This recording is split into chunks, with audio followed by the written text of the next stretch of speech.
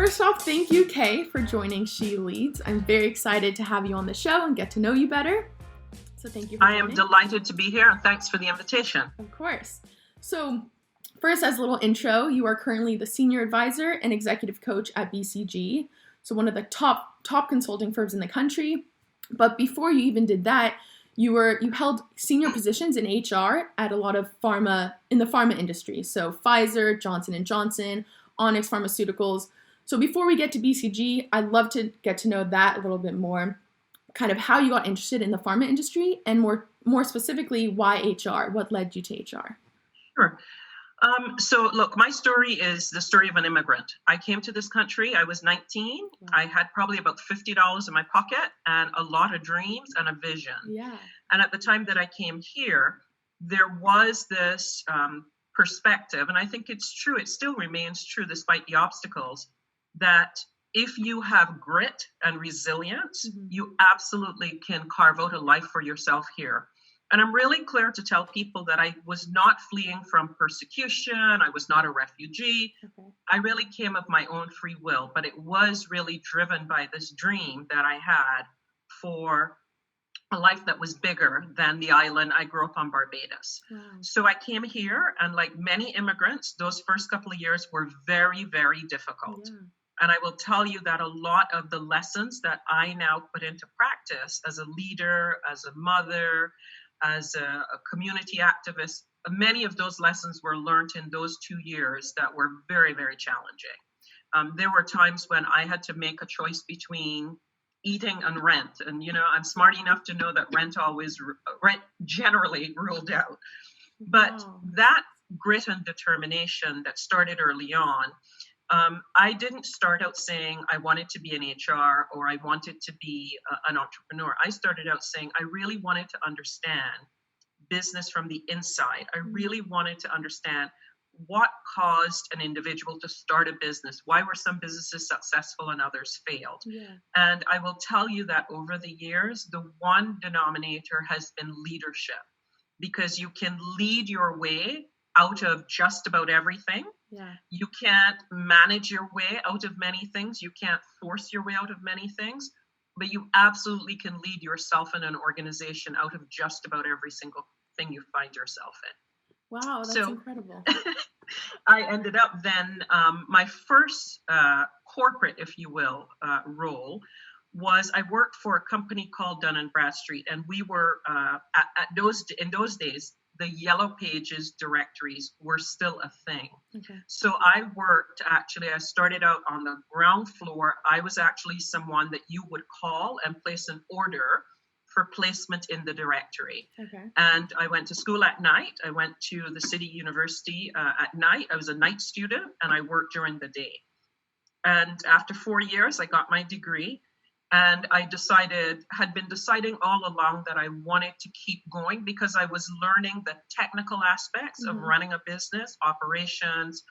I was learning how to actually go from an idea of actually having someone call and place an ad to actually getting it placed in the directory. I was understanding distribution. Yeah. But the part that I felt was missing was really the understanding of the financial underpinnings of how a business runs. How do you bring all the pieces together in an integrated way? And that led me to pursue an MBA at Columbia. So I went to Columbia, did an undergraduate degree, and was set to go on. At that time, consulting and operations management was very, very much what every individual coming out of Columbia was doing, that or finance. And one of my classmates one day said, would I ever consider HR? And she was at Pfizer. Okay. And funny story, I thought Pfizer was the faucet people.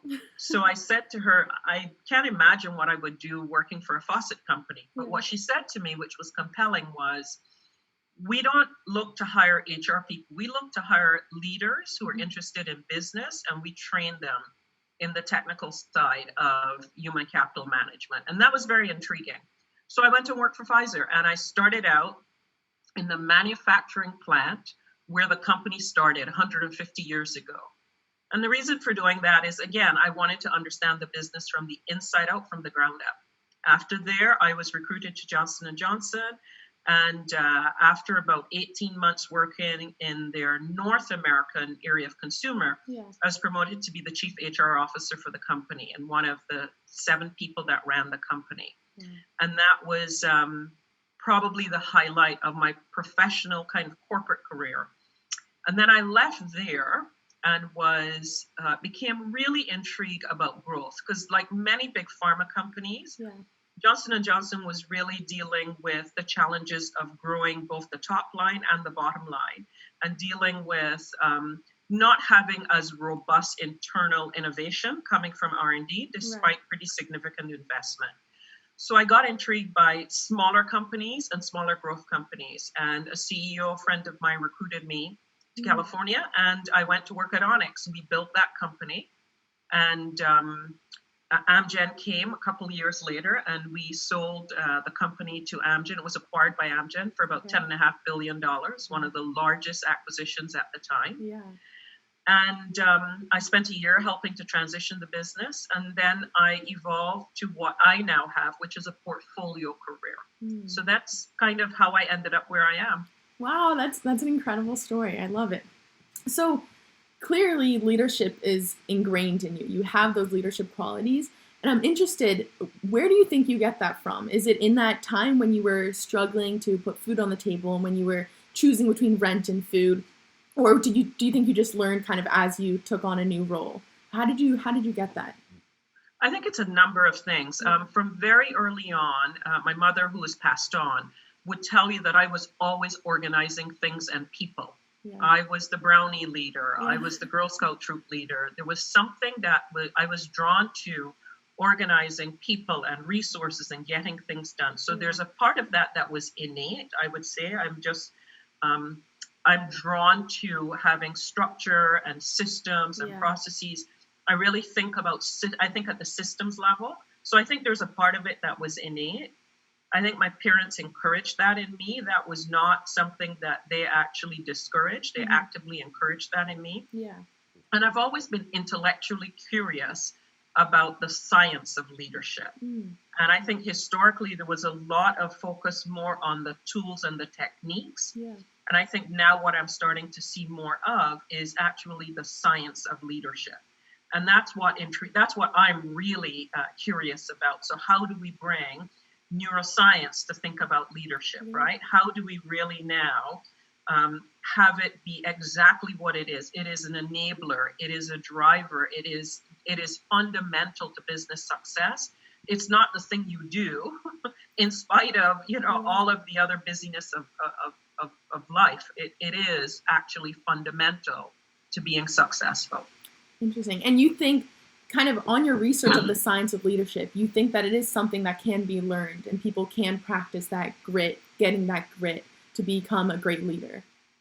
Absolutely. I mean, it's so interesting because the reason I talk about grit and resilience is when I think about the experiences that I have had, that I've had to go through to really build my career, I think about my children, for instance. My daughter's 18 and my son is 20. And when I often think about how do they build their own capacity for resilience and grit, given that many of the early experiences that I had that really enabled me to dig deep, to go into those places are not necessary for them. So we are actually, interestingly enough, talking about that right now. My kids, this is really the first tough, if you will, challenge that I think not them, but your generation is really facing. And it's not just the economic component, because if you think about 2008, that was really economic. There was not the overlay on top of that of a pandemic. Yeah. So they're really dealing with a multitude of challenges. And my aspiration for this, and for all young people, for all of us, quite frankly, is that we're able to find the gift in the pause. And that's when I'm talking to CEOs that I'm coaching. I'm really saying to them, if you thought about this moment as a gift, what is the gift in the pause? And the gift may just be the pause, right? I'm saying to them, don't architect it and make it too much. Because as you know, So much of leadership is about reflection. Yeah. And we have not practiced the art of reflection. And leaders grow and learn when they're able to reflect. And that's why I think this is a gift. Look, I'm not minimizing the tragic circumstances that it is, but that's what I've been thinking about. What is the gift in this pause for me as a leader, for me as a parent, for me as a human being on the planet? I love that perspective, because I think another big factor that is so challenging with this COVID-19 and this pandemic happening is this whole idea of uncertainty. We don't know what tomorrow will bring, next week, next month. So it's almost like taking that pause, but also how are you coaching leaders and CEOs about dealing with this uncertainty where it's like, I don't even know what will happen, so how do I act upon it? Yeah, so I like to keep it simple. So there are two things that I talk with them about, apart from actually the gift of pause is one. Yeah. The second is something I call compassionate urgency. And what I mean by that is everybody right now, particularly leaders, are focused on urgency. And I understand that. That's about, if you have to lay off 60 to 70% of your workforce, which I just helped the CEO do, there's a certain urgency about that. Yeah. If you are planning to go IPO and the market just is not the same, there's urgency around that. Right. If you have investors that are pressing on you, there's urgency around that. But what I'm asking them to do is to step back and think about, how do you wrap that urgency around compassion? So thinking about the implications and the impact for the people that you lead. So there's not a company that doesn't have a value statement, that doesn't have a mission, that doesn't have, an aspirational culture. How are those things serving you now as you navigate through this uncertainty and ambiguity? So the gift of the pause, compassionate urgency. And then the last thing I say to them is building the bridge to the future. Because you have to look, with all the uncertainty, building the bridge to the future, the very assumption is that there is a future for you and for the company. That future might look very different than it is today, but how can you do some scenario planning that helps you say, what are the sets of possibilities? And what then are the implications for each of those possibilities? And you've got to be clear about the future that you aspire, in spite of the ambiguity and the uncertainty. You still have to have some sense of the future that you're aspiring for. And then what I ask them to do is do 3 work streams. One work stream is purely financial, and everybody is focused on the financial work stream, which is, what do I have to do for liquidity? How do I preserve capital? How do I deal with all of the ways in which I can manage my cash burn? The second is operational. If I am, whether I'm in retail, whether I'm in biotech, whatever area I am, sector I am, how am I dealing with the operational realities of the fact that my business is dramatically changed? The third that people often forget is people, right? And what are you at every single one of those dimensions? How are you dealing with the employees that you have? You may be thinking about furlough. You may be thinking about layoffs. You may be thinking about reduction in force. Whatever it is, how is that consistent with both the operational and the financial work stream that you're running? And also having this sense about the future for the employees that you lead. Because we are going to come out of this, right? Exactly. We absolutely are going to come out of this. So it's interesting because your second one, compassionate urgency, and also with their last one about treating the employees, it's so true in terms of when you're laying off people. I've learned in class, actually with Bob, about how we have to fire gracefully and treat them like they're humans and help them find another job, because you never know what will happen. Maybe they'll come back or you have no idea. So I think that relates very well. And it's also innovation. It's a space for innovation. I'll give you an example. So I chair the board of trustees of Glide in San Francisco. And Glide is, we are on the front lines of the homeless crisis. We, prior to COVID-19, we served close to 1 million meals every year. And we have about 3,000 people that come to us every day for help. That's amazing. And those numbers have multiplied within the last week or so. And we were really facing a crisis around how would we continue to deal with the tsunami of need that was coming.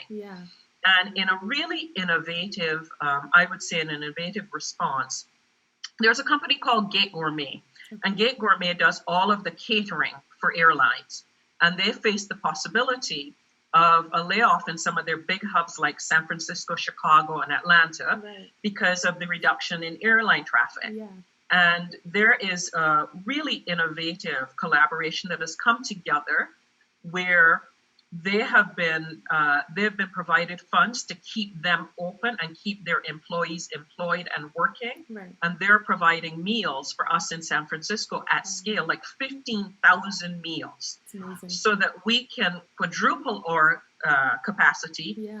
Employees remain employed, protecting their families, Yeah. and it enables us to continue to do what we need to do. To me, that's the innovation that's really called for in these times. Yeah, because they're still working. Everyone's still like they're benefiting so many things at once, and that's being innovative. They're not kind of succumbing to what's happening and just exactly. Yeah, that's amazing. That's awesome. Exactly. So kind of shifting gears I'm wondering. You told me about how you were an immigrant and it was definitely hard, kind of rising. Have you experienced any of those barriers kind of going from company to company where you felt, okay, because I'm a female, that this is like, I have to do even more to overcompensate like their perspective of me? Kind of how did you deal with that?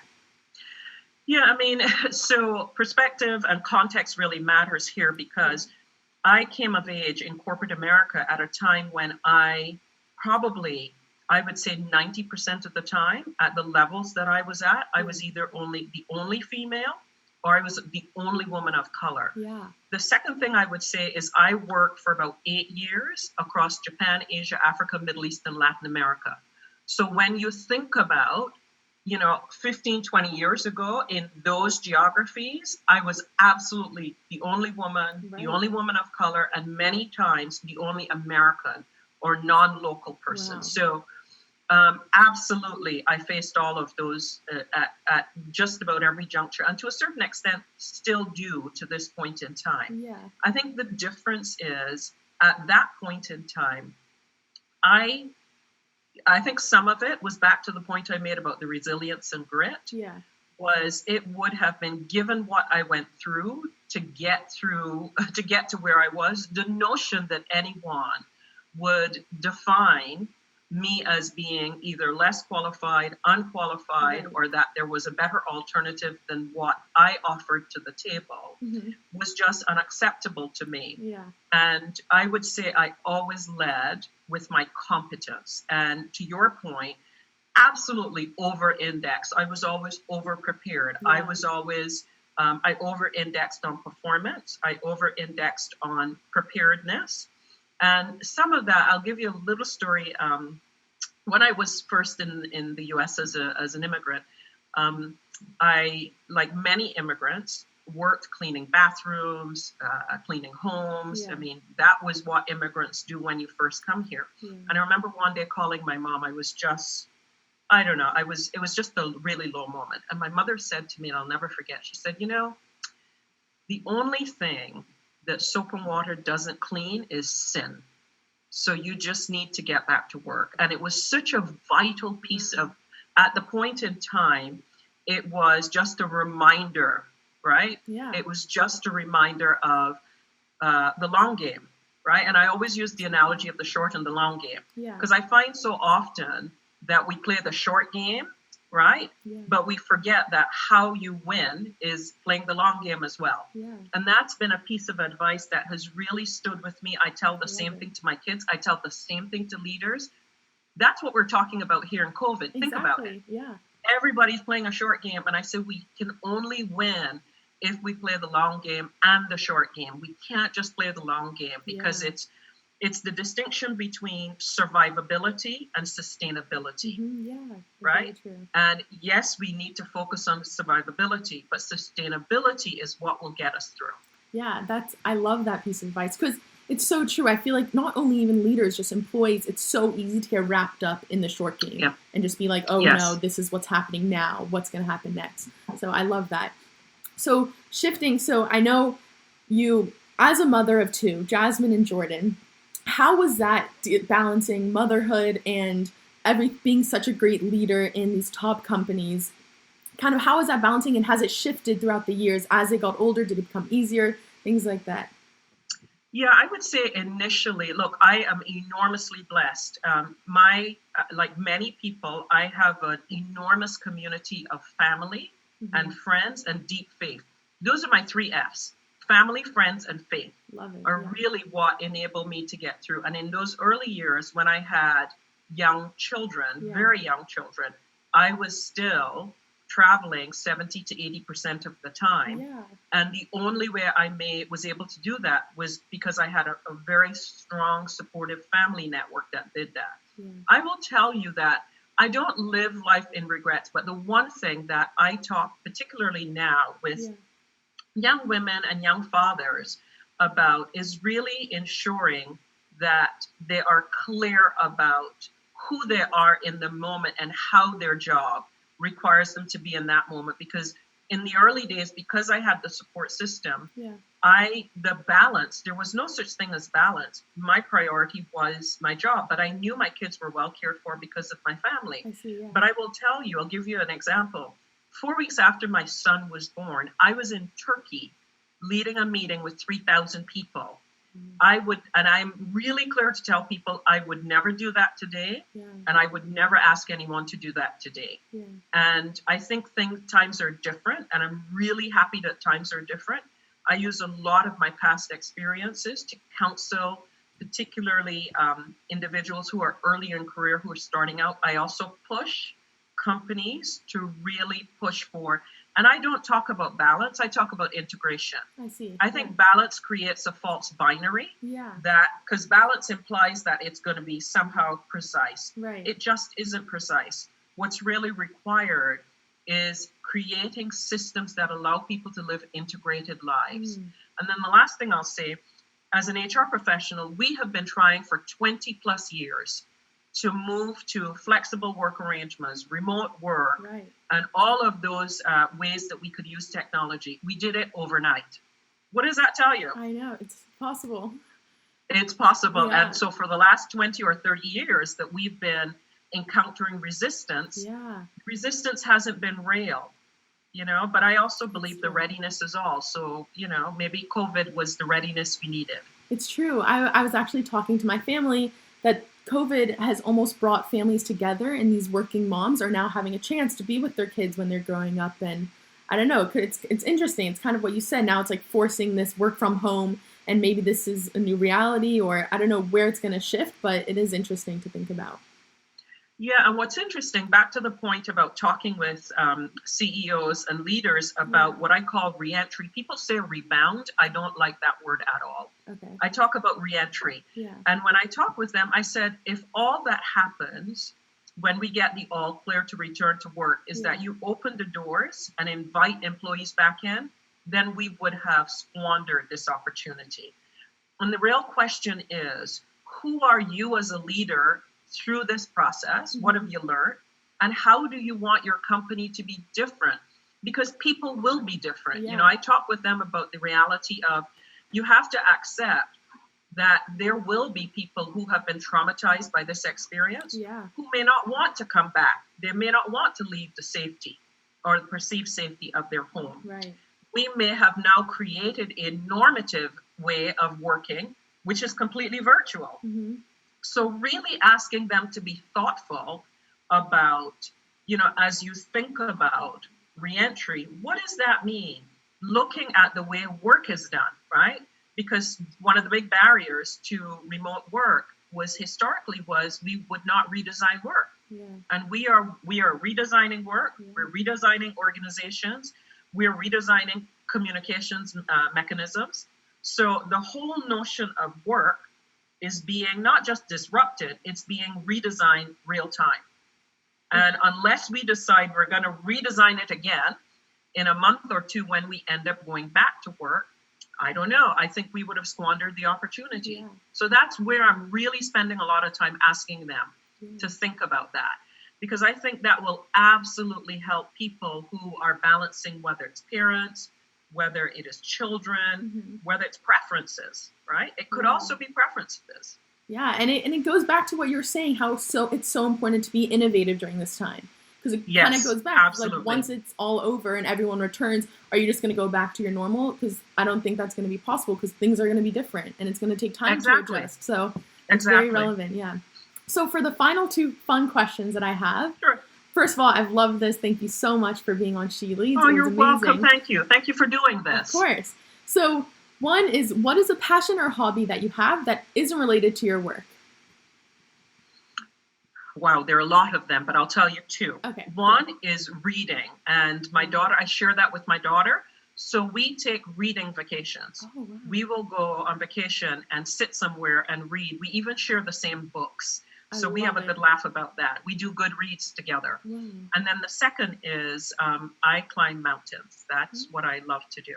Oh my goodness. So first, what is your favorite book? And then what is your favorite mountain that you've climbed? So I'll do the favorite mountain first, Kilimanjaro. Okay. Hands down. Not just the summiting, but the journey and the process and everything that went along with it. One of the most extraordinary things I've ever done in my life. Wow. Okay. Truly. My favorite book. Wow. That's hard. I mean, I've never met a book I didn't like. That's part of the problem. Wow, yeah. Yeah. I don't know. I'm always reading. I love to read. What's the most recent one you've read then? So I'm reading George Takei, who, as you may be aware, him and his family was interred. He wrote a graphic novel describing his family's process of being rounded up and interred. Oh. It's fascinating. Okay. And I highly, highly recommend that. Yeah. And then there's another one. I always get the title wrong, but On Earth We Were Briefly Gorgeous, I think. It's just a beautiful, beautiful book. Awesome. I mean, I could go on because I really do love to read. I have a ton of them on my, I do both Audible and reading. I'm listening to and reading Americana, which I love as well. Yeah. So anyway. Okay, and then the final question is, yes, what is a fun, weird talent that you have that no one else really knows about? Fun, weird I'll give you mine. Yes, please. So I'm weirdly good at catching grapes or blueberries into my mouth when I throw them at a distance. So I'll give you a little preview. Please. So here's blueberry. Yes. Okay, let's see how this goes. Oh no, I'm gonna have to go again. One more time. Under pressure. Exactly. There you go. Wow, I'm impressed. No, I can't do that. That's for sure. That's absolutely for sure. Thanks. Weird talent. I mean, I have my second toe is longer than my first toe. Okay. So I can wrap my second toe completely around my first toe. Oh, wow. That is pretty cool. That is very weird. Very weird. Well, I love it. Well, thank you so much, Kaye. It was you so are great welcome, talking Carly. to you. This was delightful. Thank you so nice. much. Of course. Thank you. Take good care. Thanks. Be safe and be well. You too. Stay safe and healthy. Bye. You too, my dear. Bye-bye.